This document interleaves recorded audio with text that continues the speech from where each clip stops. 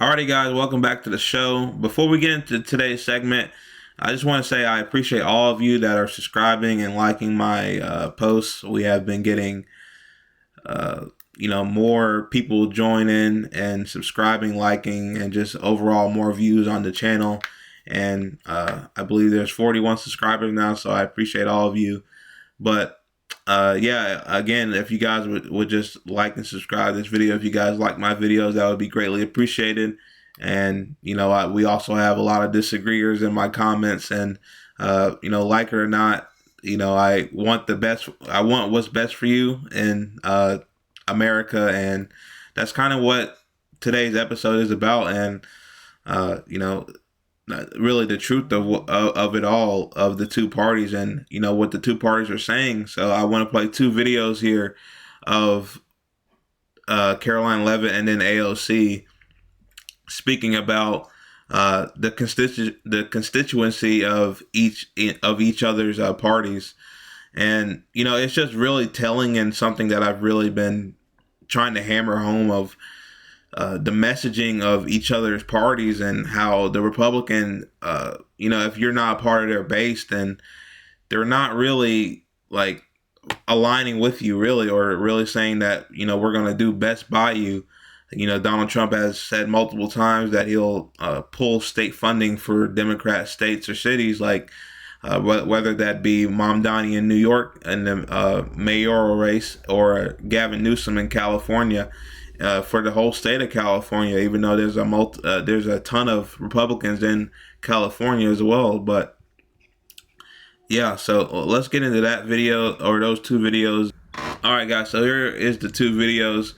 This is one thing that I've always called out, whether it be on the Democratic side or the Republican side, of basically what she's doing is generalizing a entire group of people, whether it be, in this case, it'd be the Democrats, a set of 50 million people, and generalizing them into like a subset of obviously terrible people, like Hamas terrorists and things of that nature. So just watch, and then, we'll see after. Proved that the Democrat Party's main constituency are made up of Hamas terrorists, illegal aliens, and violent criminals. That is who the Democrat Party is catering to, not the Trump administration, and not the White House, and not the Republican Party, who is standing up for law-abiding Americans, not just across the country, but around the world.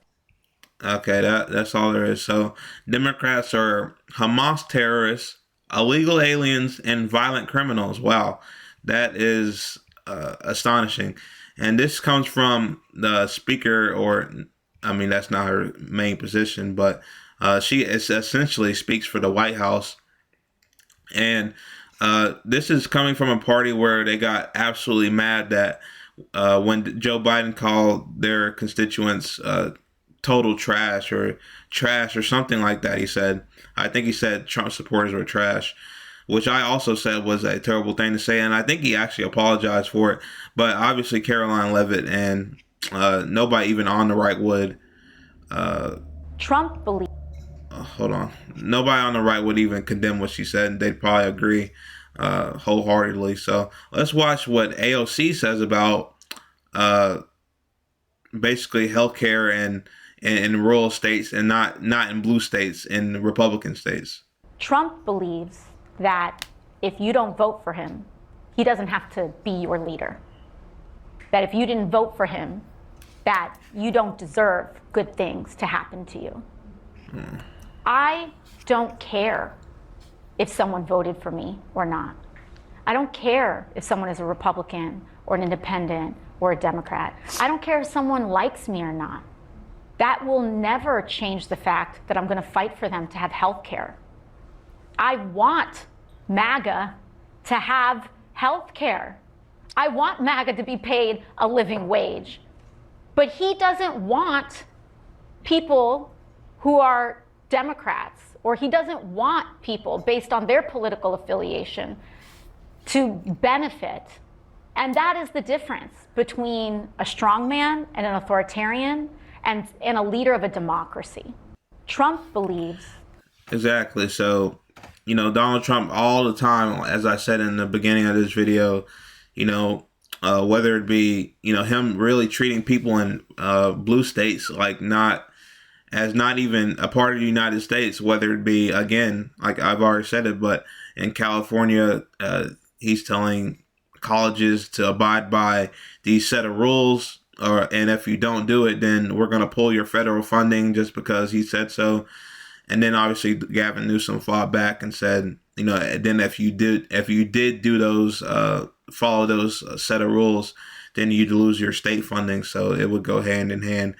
Or if he, right now he's threatening to withdraw federal funds from New York City, all because of Zoran Mamdani, a democratically elected mayor, or will be. He has like a 90% chance of winning, says the betting market. So we'll see, but he's probably going to win. So yeah, I think she hits the nail on the head here, and you can see the the different messages from both sides. Karoline Leavitt is over here saying the Democrat Party is made up of Hamas terrorists, and AOC is sitting here literally denying these CRs in the White House, so people in rural areas can get federal, or not federal funding, but the Obamacare subsidies. If not, these people are not going to have health care. Already from the Medicaid cuts of Donald Trump, these rural areas in Georgia and other places their hospitals are closing down because they can't make any money because nobody has health care, Medicaid or Medicare, and that is essentially subsidizing some of these hospitals, especially the rural areas. In the Democrat areas, I mean, there'll be no problem. So they're fighting this war for Republicans essentially, because the hospitals in New York aren't going to go bankrupt. The hospitals that are going to shut down are the ones in Georgia, in like the very rural areas, whether it be 5,000, 10,000, 15,000 population, and then those people are going to be an hour away from a hospital. Imagine if a woman were to go into labor and she's an hour away, or whatever any accident. I mean, people are going to die that way. I mean, it's going to be very unfortunate, and I think the Republican Party needs to ditch that set of thinking, or really Donald Trump. But of course they wouldn't. Of course that he would never do that. But I'm saying he should, of course. But if we all know Donald Trump, we know he's not going to do that. So yeah, I just wanted to show you guys that. I mean, the clear side here is just the Democrats, and they are repeatedly, fighting for everybody's health care, just trying to make America better. And, I'm just not seeing it. I guess I just really wanted to say this. Like, I understand if you're a follower of me, then, you might find some Republicans reprehensible. And sometimes it really does feel like they don't love America, but I promise you that they do. I know plenty of Republicans, they do. But it might not make sense for sure. But yeah, I mean, I think we're all wanting better for the country. And I think it's just the White House really dividing us. And it's not really us so much. I think a lot of people, regular people would, agree with each other. But the internet and Fox News and CNN, and really the ultimate divider, the White House, is dividing us more than anything else. So yeah, I just wanted to show you guys that. But either way, I still think the Republicans are definitely more of the divider. They're trying to not pass Obamacare subsidies right now, which I hope the Democrats still continue to fight on no matter what. And at some point, the Republicans are going to have to say yes, simply. So yeah, I appreciate all you guys, and of course all the guys all of you that have been subscribing lately, liking, just viewing, have exponentially helped my channel, and I appreciate all of you. And I'll see you in the next